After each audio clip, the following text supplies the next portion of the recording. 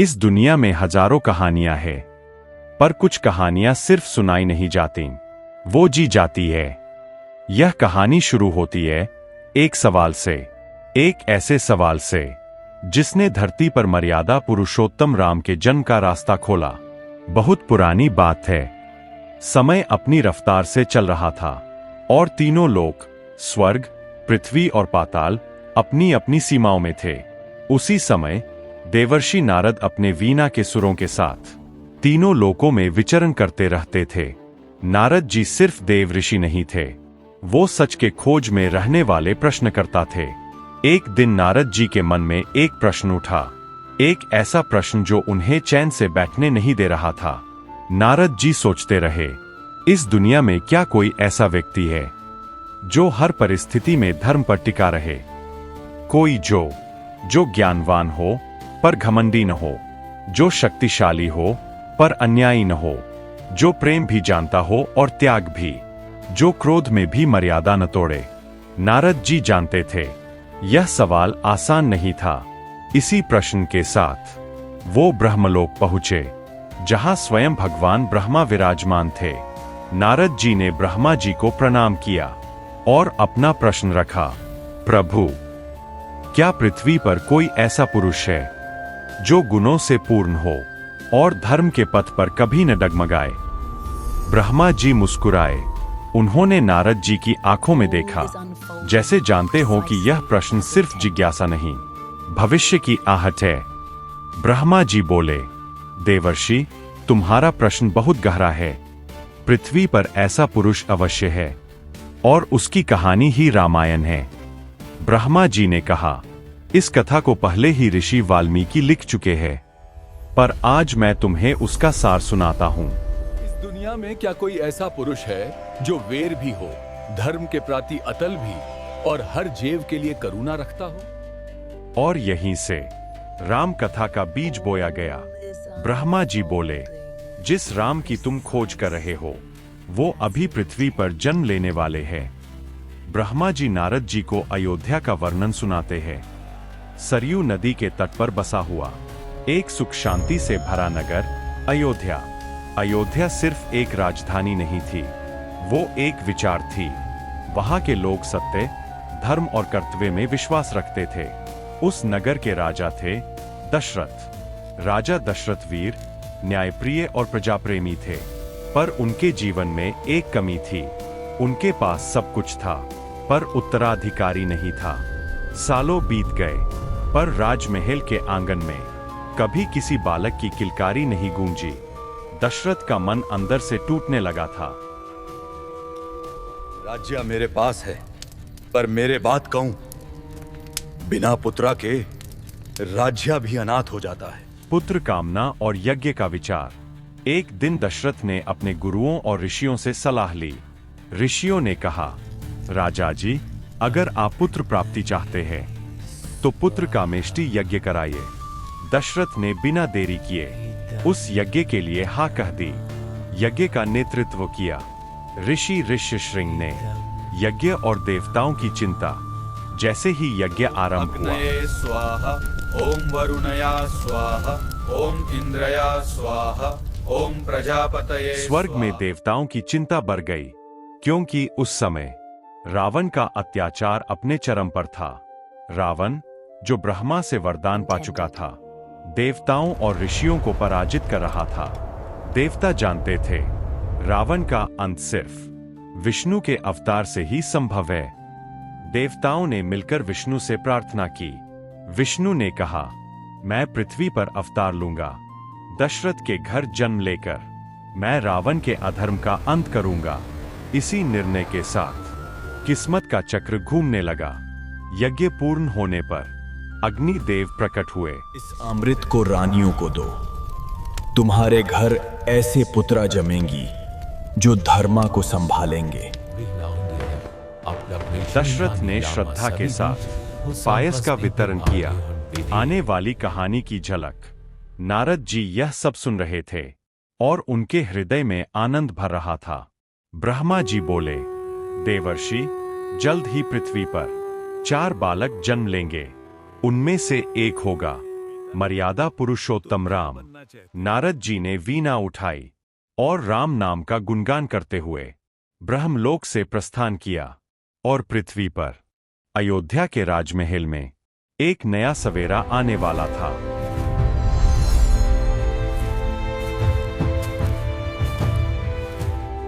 जब किसी युग का अंधेरा बढ़ने लगता है तब प्रकृति स्वयं रास्ता बनाती है, और जब धरती पर धर्म कमजोर पड़ने लगे तब भाग्य स्वयं जन्म लेता है। अयोध्या में उस दिन केवल 4 राजकुमार नहीं पैदा हुए थे। उस दिन मर्यादा ने शरीर धारण किया था, पुत्र का मेष्टि यज्ञ पूर्ण हो चुका था, राजमहल में शांति थी, पर उस शांति के भीतर एक अद्भुत प्रतीक्षा छुपी हुई थी। राजा दशरथ के मन में एक अजीब सी आशा थी, मानो भाग्य उनके द्वार पर खड़ा हो। रानियों के चेहरों पर भी एक नया उजाला दिखाई देने लगा था। कुछ ही समय में अयोध्या ने महसूस किया कि हवा में कुछ बदल रहा है। सरयू नदी पहले से अधिक शांत बहने लगी, मंदिरों में घंटियां बिना बुलाए बजने लगीं। यह केवल संयोग नहीं था, यह आने वाले युग का संकेत था। फिर वह शुभ दिन आया। अयोध्या के राजमहल में एक के बाद एक मंगल ध्वनियां गूंज उठीं। रानी कौशल्या के यहाँ एक पुत्र ने जन्म लिया, जिसका नाम रखा गया राम।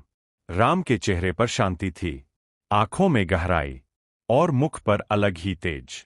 उसी समय रानी कैकेयी ने जन्म दिया एक वीर पुत्र को, भरत। और रानी सुमित्रा के यहाँ 2 पुत्र उत्पन्न हुए, लक्ष्मण और शत्रुघ्न। अयोध्या के इतिहास में यह दिन स्वर्ण अक्षरों में लिखा गया।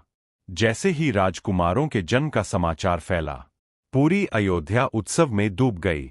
सड़कें सजाई गईं, घर घर दीप जले, लोगों के चेहरों पर खुशी थी, मानो हर व्यक्ति का अपना पुत्र जन्मा हो। दशरथ का हृदय भर आया। जिस वस्तु की कमी उन्हें वर्षों से थी, आज भगवान ने उसे 4 गुना लौटा दिया था। समय बीतता गया और चारों राजकुमार बड़े होने लगे। राम सबसे बड़े थे, पर उनका स्वभाव शांत और गंभीर था। लक्ष्मण सदा राम के साथ रहते, मानो उनकी छाया हो। भरत में त्याग और विनम्रता थी, और शत्रुघ्न में साहस और बुद्धि। चारों भाइयों के बीच केवल संबंध नहीं था, आत्मा का बंधन था। राम बचपन से ही अलग थे। उन्हें कभी भी अपने बल या ज्ञान का घमंड नहीं था। वे सेवकों से भी उतने ही सम्मान से बात करते जितना गुरुओं से। राजा दशरथ अपने पुत्रों को देखकर प्रसन्न तो थे, पर एक चिंता उनके मन में थी। वे जानते थे, ये बालक केवल राजमहल के लिए नहीं बने हैं। इन्हें शिक्षा और संस्कार सही हाथों में देना आवश्यक था। इसी चिंता के बीच एक दिन राजदरबार में एक दिव्य पुरुष पधारे। वे थे महर्षि विश्वामित्र। उनका तेज तेजों में था, आंखों में तप की चमक और मुख पर कठोरता के साथ करुणा। विश्वामित्र ने दशरथ से कहा, राजन, मुझे आपके पुत्र राम की आवश्यकता है। दरबार में सन्नाटा छा गया। कौन अपना छोटा सा पुत्र वनों और राक्षसों के बीच भेजे? दशरथ व्याकुल हो उठे। उनके लिए राम केवल पुत्र नहीं थे, वे उनके जीवन का आधार थे। पर विश्वामित्र जानते थे, राम का जन्म किसी साधारण जीवन के लिए नहीं हुआ है। उन्होंने कहा, राम का धर्म की रक्षा करना उनका कर्तव्य नहीं, वे धर्म की रक्षा के लिए ही जन्मे हैं। जब यह बात राम तक पहुंची तो उन्होंने निर्भय होकर कहा, पिताजी, यदि धर्म के लिए मुझे जाना है तो मैं तैयार हूं। ये शब्द किसी बालक के नहीं, एक युग नायक के थे। लक्ष्मण ने तुरंत कहा, जहां राम जाएंगे मैं भी वहीं जाऊंगा। दशरथ का हृदय भारी था, पर उन्होंने अपने कर्तव्य को पहचान लिया। अयोध्या के द्वार पर पहली बार राम वन की ओर बढ़ने वाले थे, और यहीं से आरंभ होता है राम का पहला संघर्ष।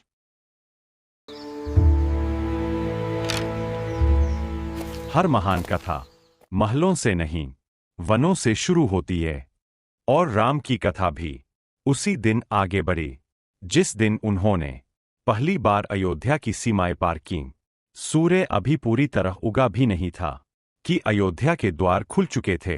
राजा दशरथ भारी मन से खड़े थे। उनकी आंखों में चिंता थी, पर हृदय में गर्व भी।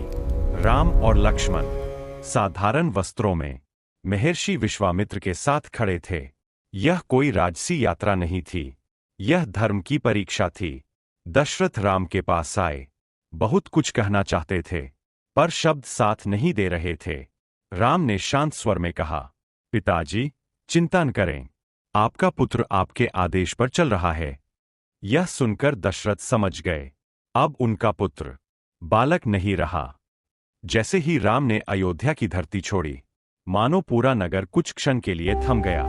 वन का रास्ता शांत था, गंभीर था और अनजाना भी। लक्ष्मण चारों ओर सतर्क नजर रखे हुए थे। उनके लिए यह यात्रा सेवा नहीं, कर्तव्य थी। चलते चलते विश्वामित्र ने राम से कहा, राम, वन केवल पेड़ों का समूह नहीं होता। यहां धैर्य, साहस और विवेक तीनों की परीक्षा होती है। राम ने विनम्रता से उत्तर दिया, गुरुदेव, मैं सीखने आया हूं। कुछ दूर चलने पर वन का वातावरण बदलने लगा। हवा भारी हो गई, पक्षी चुप हो गए और धरती पर अजीब सी बेचैनी थी। विश्वामित्र ने बताया, यह तारका का क्षेत्र है। तारका, जो अपने बल के घमंड में संतों और यज्ञों को नष्ट करती थी। यह राम की पहली वास्तविक चुनौती थी।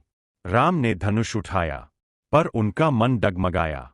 उन्होंने कहा, गुरुदेव, एक स्त्री पर शस्त्र उठाना क्या धर्म सम्मत है? यह प्रश्न उनके चरित्र की गहराई दिखाता था। विश्वामित्र ने गंभीर स्वर में कहा, राम, जब कोई अधर्म का मार्ग चुने तो उसका स्वरूप नहीं, उसका कर्म देखा जाता है। धर्म की रक्षा कभी कभी कठोर निर्णय मांगती है। राम ने सिर झुकाया। उन्होंने समझ लिया, यह युद्ध क्रोध से नहीं, कर्तव्य से लड़ा जाएगा। राम ने लक्ष्य साधा। धनुष से निकला बाण सीधे अपने उद्देश्य पर पहुंचा।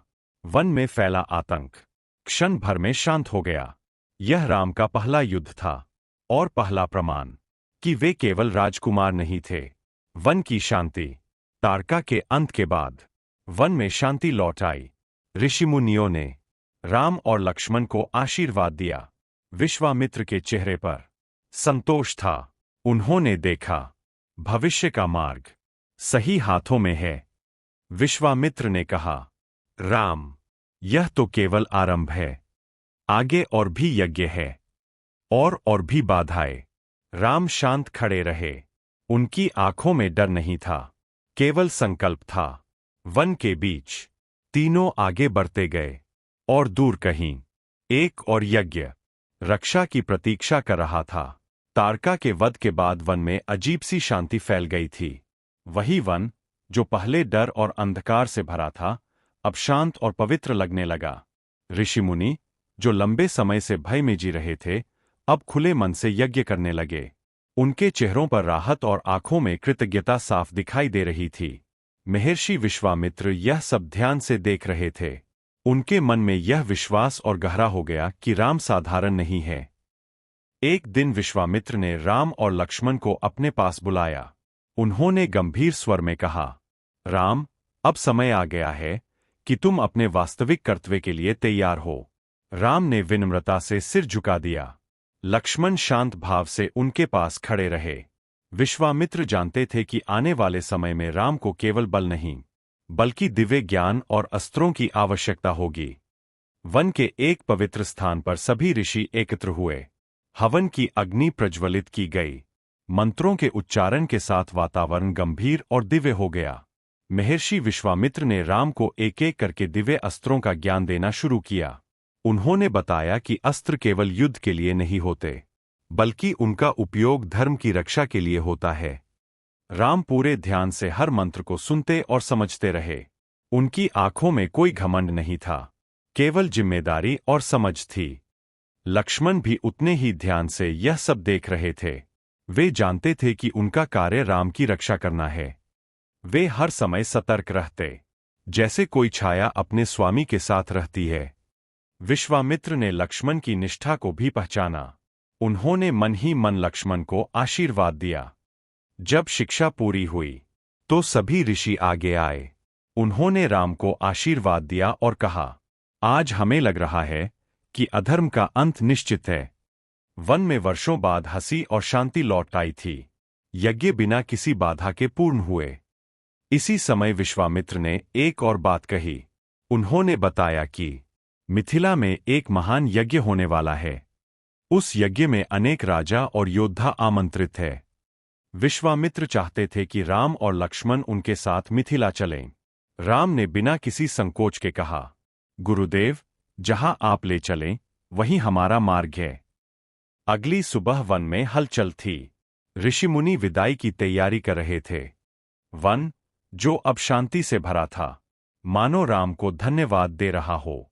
राम और लक्ष्मण ने सभी को प्रणाम किया। विश्वामित्र आगे आगे चले और दोनों भाई उनके पीछे। यह यात्रा केवल एक नगर की ओर नहीं थी, बल्कि भविष्य की एक बड़ी कथा की ओर पहला कदम थी। जैसे जैसे वे वन से दूर होते गए, कथा एक नए मोड़ की ओर बढ़ने लगी। मिथिला की धरती उनका इंतजार कर रही थी, जहां भाग्य ने राम के लिए कुछ विशेष तय कर रखा था।